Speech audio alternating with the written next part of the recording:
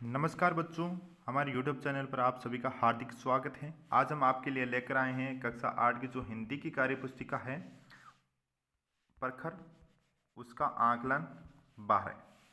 हम आज इस वीडियो में असेसमेंट 12 देखेंगे। तो चलिए शुरू करते हैं। आकलन 12 का पहला प्रश्न है, जमीन की खुदाई करके उसमें से निकलने वाली चीज़ों का अध्ययन कहलाता है। क्या कहलाता है? पुरातत्व शास्त्र। दूसरा प्रश्न है, पंछियों को सबसे ज़्यादा प्रिय है तो अपनी आज़ादी।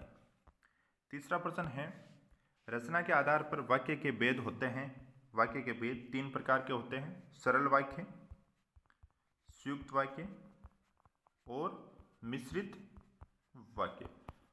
रचना के आधार पर कितने प्रकार के होते हैं? 3 प्रकार। प्रश्न नंबर 4 है, हम पंछी उन्मुक्त गगन के कविता के लेखक हैं। कविता के लेखक कौन है? अभी कविता पढ़ी थी, शिवमंगल सुमन। अगला है, निम्नलिखित मुहावरों का अर्थ लिखते हुए वाक्यों में प्रयोग कीजिए। ईद का चांद होना, ईद का चांद होना, बहुत दिनों बाद दिखाई देना। वाक्य हो जाएगा, आजकल तो आप मिलते ही नहीं, आप तो ईद के चांद हो रहे हो। दूसरा है, चिकना गड़ा होना, निर्लज होना।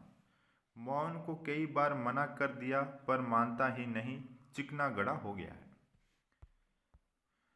प्रश्न नंबर 6, निम्नलिखित शब्दों का शुद्ध रूप लिखिए। जो शब्द दे रखे हैं उनके शुद्ध रूप लिखने हैं।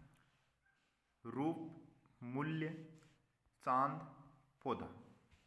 प्रश्न नंबर 7 है, निम्नलिखित शब्दों से उपसर्ग अलग कर लिखिए।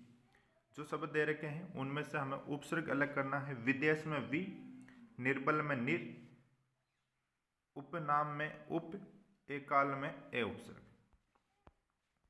प्रश्न नंबर 8 है, आप अपने पिताजी को पत्र लिख रहे हैं, लिखते समय समापन संबोधन में क्या लिखेंगे?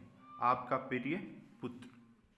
प्रश्न नंबर 9 है, आपने कई स्थानों पर बच्चों को काम करते देखा होगा, क्या बच्चों को रोजगार चलाने हेतु कार्य करना चाहिए?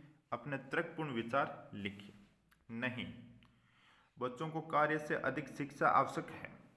बच्चों को शिक्षा प्रदान कर उनका भविष्य सुधारा जा सकता है।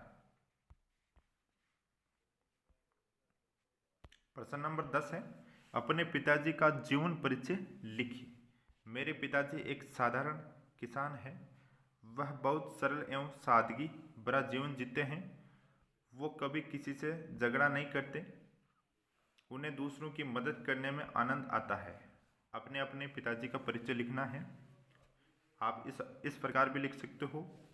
अगर आपके पिताजी कोई सरकारी जॉब में है तो उनके बारे में भी लिख सकते हो, अध्यापक के बारे में। ठीक है, तो चलिए आज के लिए इतना ही। जय हिंद।